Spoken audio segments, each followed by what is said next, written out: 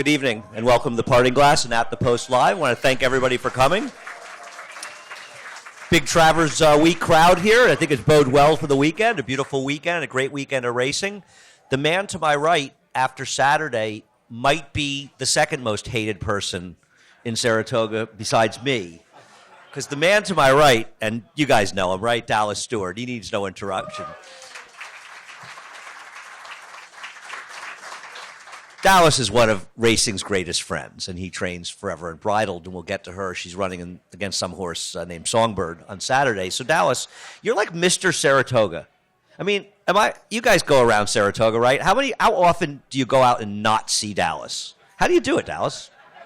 Well, I just love it. You know, I love Saratoga and love being here, the racing, and just everything.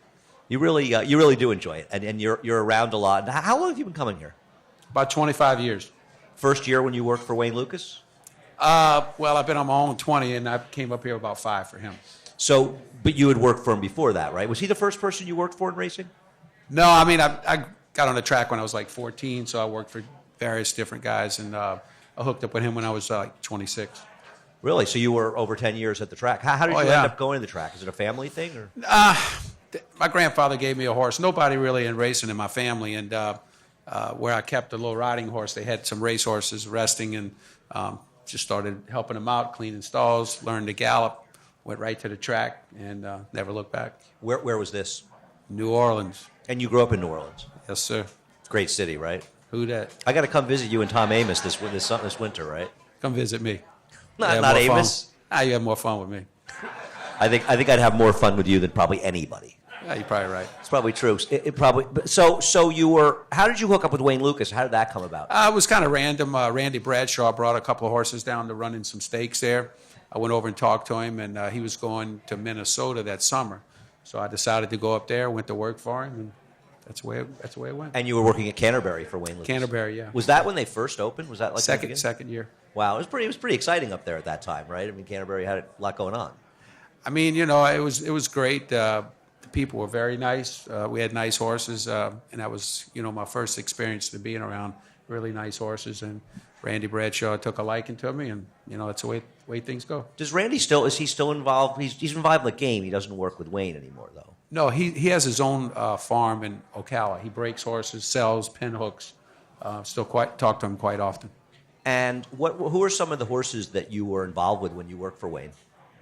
Well, Winning Colors was probably the main one. I was an exercise rider and galloped her the Derby week. She won the Derby with her, yeah. So. You were galloping her leading up the Derby? Yeah, I mean, we had a guy in California getting on her. He did a great job, but when she came to Kentucky about a week before the Derby, 10 days, she got really strong.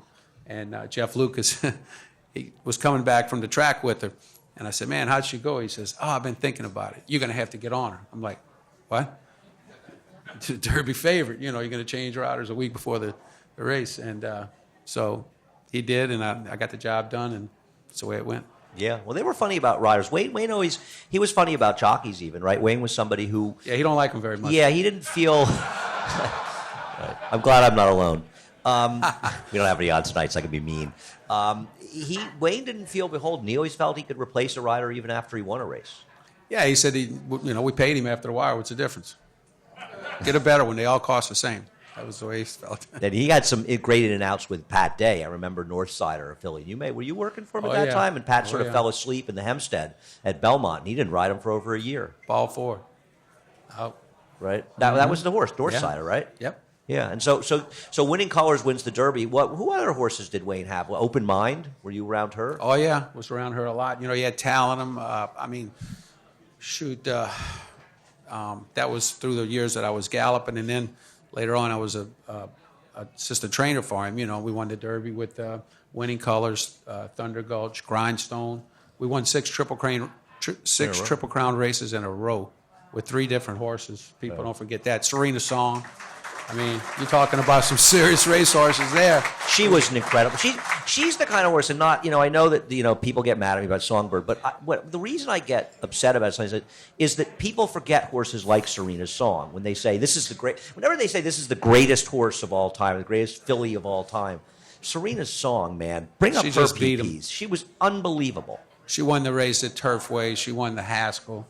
I mean, Almost won the Whitney, right? She was in front, and Mahogany Hall ran her down. Yeah, something like that, I believe. Yeah, but she was just an amazing racehorse. Unbelievable. Yeah, I think Larry was she the horse? I think Larry Coleman said he almost blew the call. He said Serena's song. He called her like home, and some horse was coming and just missed nailing her late.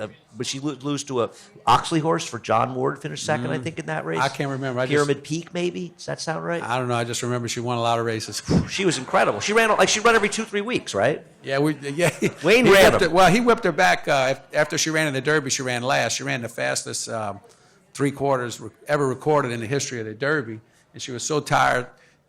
She dueled with 49er. Woody sent 49er after he couldn't catch her, right? He sent. No, you're wrong. He didn't send 49er after her? 49ers. I'm never wrong. 49. Get this guy out of here. Who is this guy? 49er ran against Winning Colors. He took her all the way I out meant to Winning the Colors. middle. Oh, who are we talking about? I'm sorry. Serena's song. Oh, okay. I apologize. Oh, maybe you were right once. But 49er did duel with Winning Colors, right? In the previous right, but one, not Serena's I song. believe he said that something will never beat me again. But he ran her back in 13 days, and I thought he was crazy. But he whipped her back in 13 days in the Black Eyed Susan, Serena's song. She went from here to where? Country Corner Cafe. Yeah, Wayne ran him. Wayne ran those horses. He was amazing. So, getting back to you, sort of in your life, how do you divvy up your year besides being in Saratoga? You're in Kentucky part of it and New Orleans for much of the winter? Well, after here, we'll go back to Kentucky. We have the sale. And then Churchill has a small meet. We have Kentucky Downs. I don't have a lot of grass horses, but we'll do that. Then Keeneland in October, Churchill in November, and then down to New Orleans. I'm coming to Keeneland. Simon, you going to be in Keeneland in October? I'm coming. I'm coming to Keeneland this October. Lexington's great, right? Got a place in Lexington? Not fun as New Orleans. I got to go to New Orleans, I know. So let's talk about Forever Unbridled, right? So you're taking on Songbird, and obviously Songbird has the edge in that she's really a speed horse, but you're confident that you and Joelle can pull off the upset? I mean, listen, I just really love this filly. I mean, I think we got a great shot to get the money. It's not a big field. Hope to God we don't, have no traffic trouble. I think he'll just kind of lay back. I think he'll be looking for her at the quarter pole, find her at the quarter pole and let him duel it out from there. Well, she ran a very good third behind Beholder and Songbird in the Breeders' Cup last year, and things worked out differently. She might have been able to win. She looked like she might win top of the stretch. Well, it was just a great race. Two great fillies. A little bit further, I think we might have got them, but we're hoping for a big race Saturday for sure. She had just the one race this year at Churchill. Obviously, the competition wasn't as steep, but my impression, I heard you interviewed, I think even before the race, and you felt she probably need a race even, and she overcame a slow pace and just won for fun. Yeah, I mean, she only had like 6 works going into that race, and a lot of good gallops, and I was really concerned that she wasn't fit enough. But she sure showed that she was, and she's trained steadily and consistent. She hadn't missed a day since then. She actually looked like she's put on some weight. I mean, she's a big, massive, strong filly, and just think about her pedigree too. I trained her mother.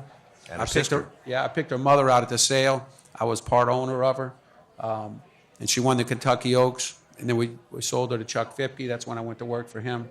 And then he started breeding Limits Forever, and he had Unbridled Forever, who won the Ballerina.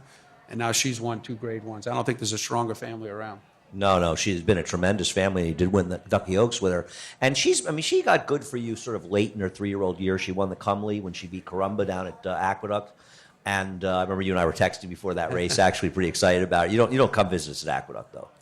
No, I didn't make that too trip. tough for you?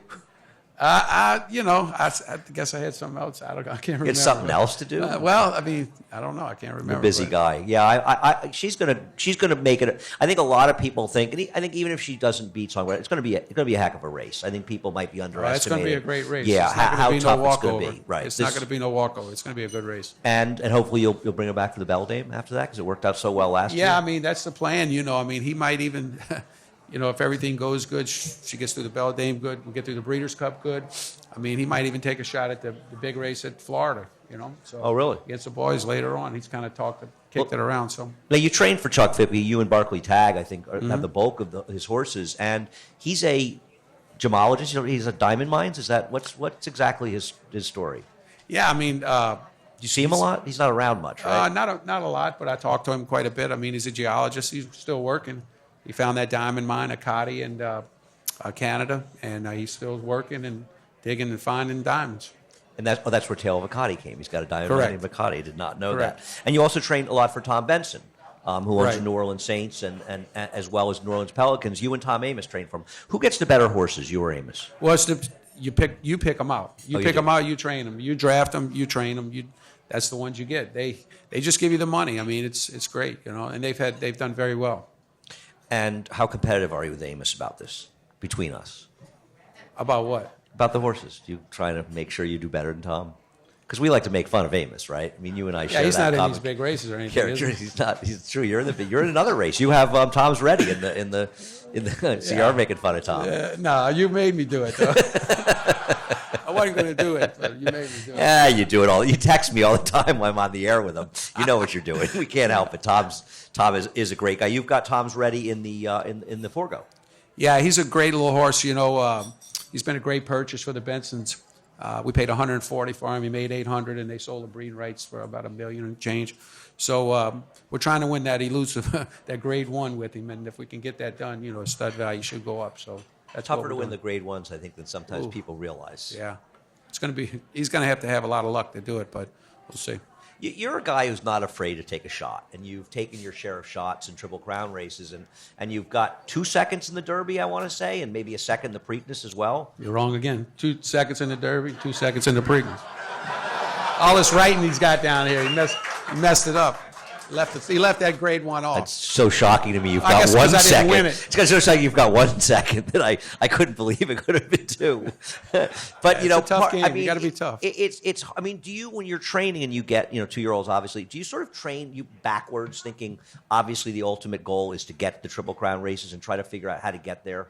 Yeah, I mean, it just depends on what you got. Like this year, I've got this colt up here. He's a star guitar Louisiana bred, and he's been way. He ran second. Yeah. He's a runner, that horse. Well, all training, all spring, and early summer, he's been way ahead of all the rest of them. So now you're thinking, man, this might be the horse for next year. We'll see. What's his name again? Give me a minute. And he finished second to a very impressive first-time starter that wired the field, right? Yeah, for Wayne Lucas. For Wayne, yeah. Yeah. A second-time starter, actually. I think he beat. Correct. Right. Todd had one they really liked in there. I think Yeah, his that name he was. tried. Yeah, hopefully in the hopeful, I imagine. He'll be in there. I'm gonna go in the hopeful with him. You're taking the shot in the Yeah, hopeful. 'cause Who owns him? Mr. Murray Valine from New Orleans. Wow. In the hopeful's Yeah. a maiden. You did that before for Mr. Benson, right? Right, and was 4th. But it looks like there's a lot of speed in there, so we should be running late. Maybe we'll get a piece of it.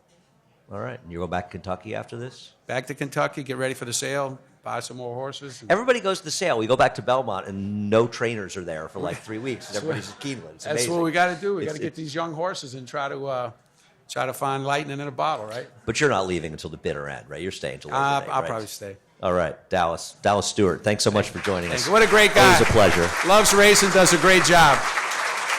Thanks, buddy. Appreciate it a lot, Dallas. Thanks a lot. Good man. We'll be rooting for him. So if you're Songbird fans and she happens to lose to Forever and Bridal, at least you'll say to yourself, a good guy beat her. Stay with us. We come right back.